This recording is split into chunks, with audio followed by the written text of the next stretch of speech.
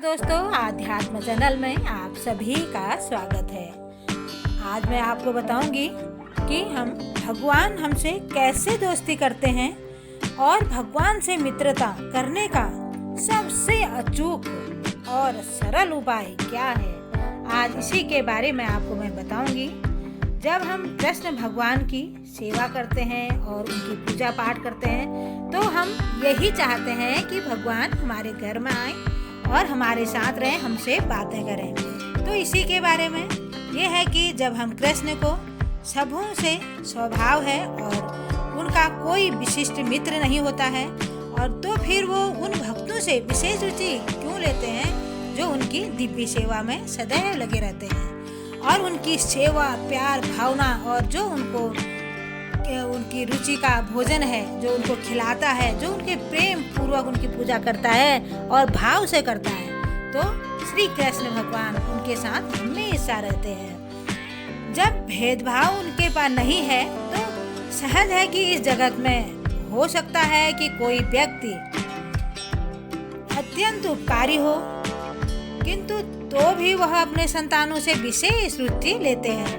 तो भगवान का ये कहना है कि प्रत्येक जीव, चाहे वह जिन भी योनि का हो, उनका पुत्र है या पुत्री है, वह इन एक को जीवन की आवश्यकता वस्तुएं वो हमेशा प्रदान करते हैं। तो वे उस बादल के सदृश हैं जो सबों के उन जल वृष्टि से करता है, चाहे वह वृष्टि चट्टान की हो या स्थल पर या जल में हो, किंतु भगवान अपने भक्तों को विशेष ध्यान रखते हैं। ऐसे ही भक्तों का यहाँ बताया गया है कि वह कृष्ण भगवान से किस तरह से रहते हैं, किस तरह से वो प्यार करते हैं, वे निरंतर कृष्ण पर किस तरीके से लीन रहते हैं।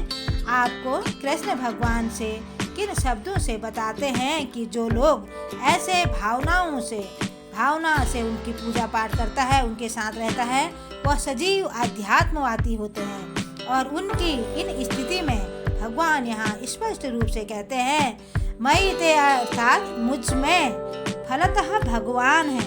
भगवान यहाँ भी उनमें है। इससे ये यथा मां प्रदत्ते तस्मिंस्तव भजाम्यहम् की भी व्याख्या की जाती है। जो मेरे शरण में आ जाता है उसकी मैं उसी रूप से रखवाली करता हूँ, और यह दिव्य आदान प्रदान भाव विद्यमान रहता है। क्योंकि जब भक्त भगवान दोनों सचेत रहते हैं, तब हीरे से सोने की अंगूठी में जड़ दिया जाता है तो वह अत्यंत सुंदर लगने लगती है। तो ऐसे ही सोने की महिमा बढ़ती जाती है, किंतु साथ ही हीरे की भी महिमा बढ़ती है, उसकी चमक बढ़ने लग जाती है। तो भगवान और जीव निरंतर चमकते रहते हैं। जब कोई जीव भगवान की सेवा में प्रवृत्त होता है तो वह सोने के भांति दिखता है। भगवान हीरे के समान है और वह संयोग उपयुक्त होता है। शुद्ध अवस्था में जीव भक्त कहलाते हैं। परमेश्वर अपने भक्तों के भी भक्त बन जाते हैं।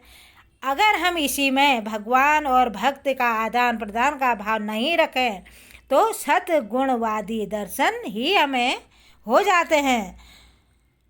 और आदान प्रदान का भाव अगर हम ना रहें और सद्गुणी भाव का दर्शन हमें ही न रहे तो उसमें क्या होता है, फिर मायावादी दर्शन के भी परमेश्वर और जीव के भी मध्य ऐसा आदान प्रदान का भाव नहीं मिलता है, तो सगुणवादी दर्शन में ऐसा होता है। धन्यवाद।